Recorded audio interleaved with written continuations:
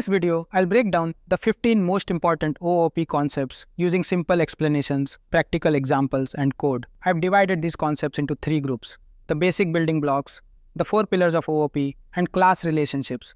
Let's start with the building blocks you'll see in almost every object-oriented code base.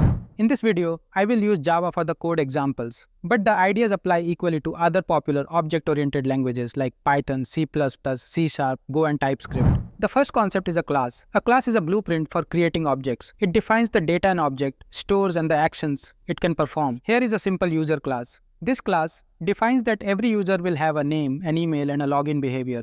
But a class is only a blueprint.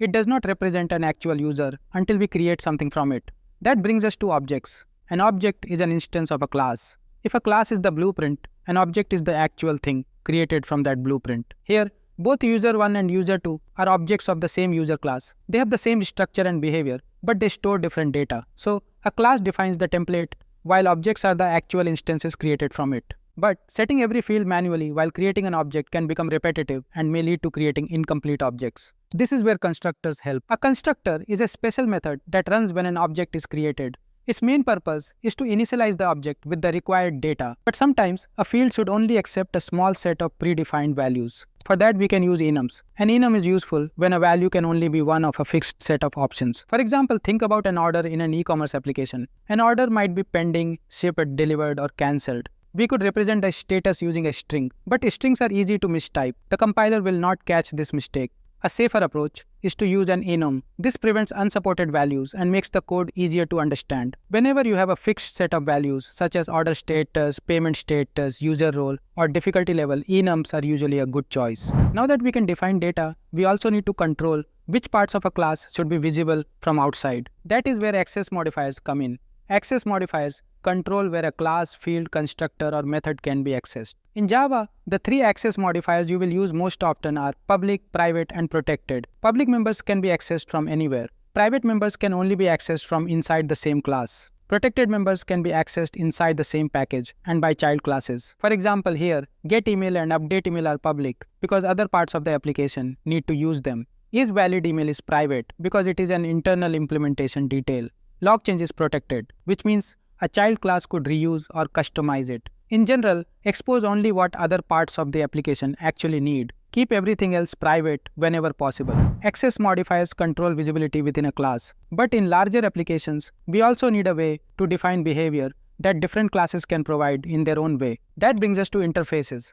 An interface defines a contract. It tells us what a class must do without deciding exactly how it should do it. For example, imagine that our application needs to store files. This interface says that every file storage implementation must provide a save method. We can now create different implementations. The rest of the application can depend on the interface instead of a specific storage system.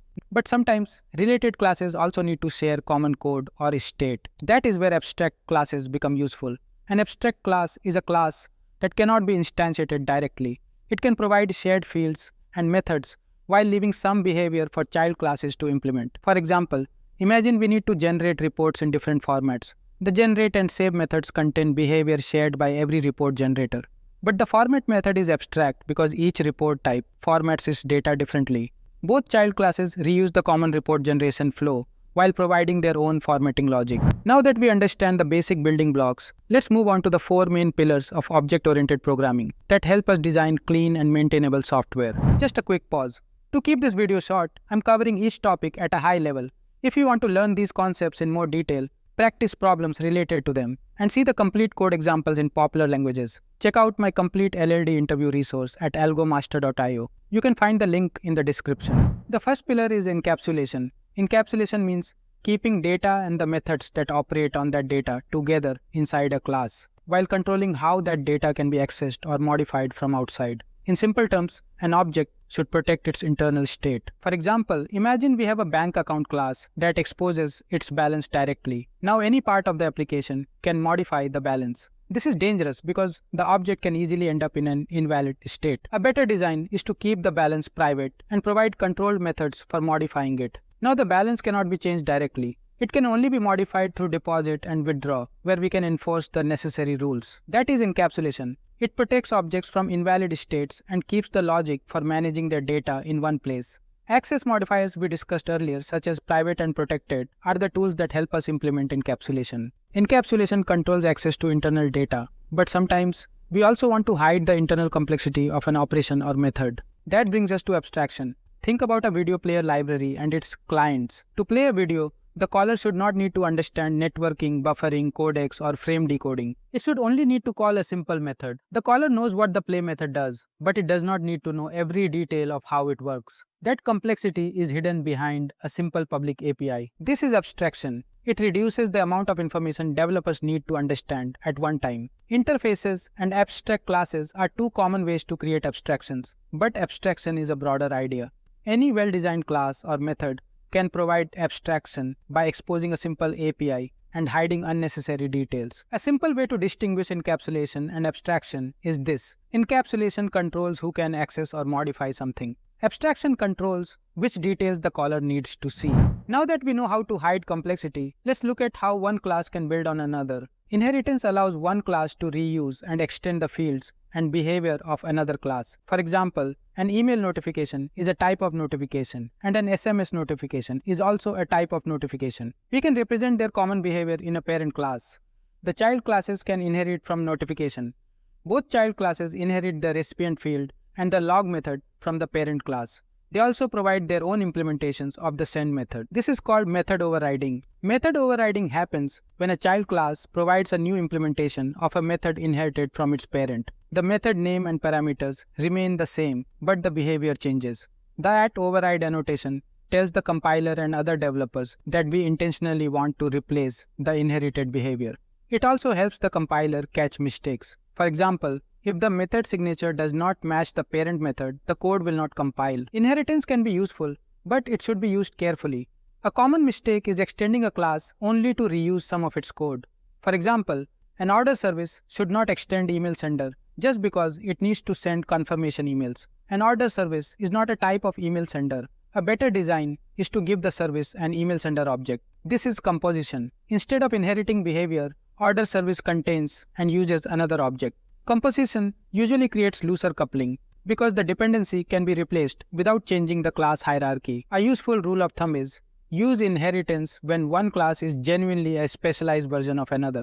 Prefer composition when one class simply needs to use another class's behavior. We will explore composition in more detail later in the video. The fourth pillar is polymorphism. It allows different object types to be used through the same interface or parent type. In simple terms, the same method call can behave differently depending on the actual object being used. Let's continue with the notification example. Both variables have the parent type notification, but they refer to different child objects. Now we can call the same method. The method call is the same, but the actual behavior depends on whether the object is an email notification or an SMS notification. We can also process different notification types together. The language runtime chooses the correct method based on the actual object. That is runtime polymorphism. It allows high-level code to work with a common abstraction without knowing every specific implementation. If we add a new push notification class later, the loop does not need to change. This makes the code easier to extend. Now that we've covered the building blocks and the four pillars, let's look at another important part of OOP, relationships between classes. In real-world applications, classes rarely work alone. A customer places an order. A team contains multiple developers. An order owns its order items. An invoice service uses a tax calculator. Class relationships describe how these objects are connected and interact with one another. The four important relationships we'll cover are association, aggregation, composition, and dependency. The first relationship is association. Association simply means that one class is connected to another. In other words, one object knows about another object. For example, an order can be associated with a customer. Here, the order class stores a reference to a customer. This tells us that every order is connected to a customer. Associations can take different forms. A user has a profile. One customer can place many orders. One teacher can teach many students. One student can join many courses, and each course can contain many students. These are known as one-to-one, one-to-many, many-to-one, and many-to-many relationships. Association is the most general relationship between classes. It simply tells us that two classes are connected in some way. Sometimes, however, one object does more than just know about other objects.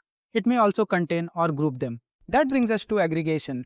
Aggregation is a special type of association that represents a has a relationship with weak ownership. One object contains or groups other objects, but those objects can still exist independently. For example, consider an engineering team and its developers. An engineering team has developers, but it does not fully own them. The developers are created outside the team and then passed to it. If the team is removed, the developers still exist. They can move to another team or remain without one. That is aggregation. The key idea is that the contained objects have an independent life cycle, but sometimes the parent object has much stronger ownership over the objects it contains.